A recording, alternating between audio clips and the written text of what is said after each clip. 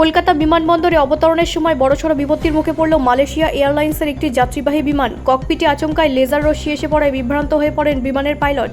পরিস্থিতি সামাল দিতে বিমানটিকে কিছুক্ষণ আকাশে চক্কর দিতে হয়। পরে অবশ্য নিরাপদেই নেতাজি সুভাষচন্দ্র বসু আন্তর্জাতিক বিমানবন্দরে অবতরণ করে বিমানটি। ঘটনার পর বিমান সংস্থার পক্ষ থেকে কলকাতা বিমানবন্দর কর্তৃপক্ষকে বিষয়টি জানানো হয়। বিমানবন্দর কর্তৃপক্ষও ঘটনাটিকে অত্যন্ত গুরুত্ব দিয়ে দেখে এনএসিবিআই এয়ারপোর্ট থানায় অভিযোগ দায়ের করেছে। লেজার রশ্মিটি ঠিক কোথা থেকে ছোড়া হয়েছিল এবং এর পিছনে কারা রয়েছে তা জানতে তদন্ত শুরু হয়েছে। বিমান চলাচলের ক্ষেত্রে লেজার রশ্মি অত্যন্ত বিপজ্জনক বলে মনে করা হয়। বিশেষ করে বিমান অবতরণ বা উড্ডয়নের সময় পাইলটের চোখে তীব্র লেজার আলো পড়লে সাময়িকভাবে দৃষ্টিশক্তি ঝাপসা হয়ে যেতে পারে। এর ফলে বিমানের নিয়ন্ত্রণ ও নিরাপদ অবতরণে গুরুতর সমস্যা তৈরি হওয়ার আশঙ্কা থাকে। বিমানবন্দর সূত্রে জানা গিয়েছে, গুরুত্বপূর্ণ অবতরণ পর্বে এই ধরনের ঘটনা ঘটায় নিরাপত্তা নিয়ে উদ্বেগ তৈরি হয়েছে। বিমানবন্দরের আশেপাশে নিষিদ্ধভাবে লেজার লাইট ব্যবহারের বিরুদ্ধে ইতিমধ্যে একাধিকবার সতর্কতা জারি করা হয়েছে। নতুন এই ঘটনায় ফের প্রশ্ন উঠেছে, বিমানবন্দরের সংবেদনশীল এলাকার আশেপাশে লেজারের ব্যবহারের ওপর নজরদারি কতটা কার্যকর।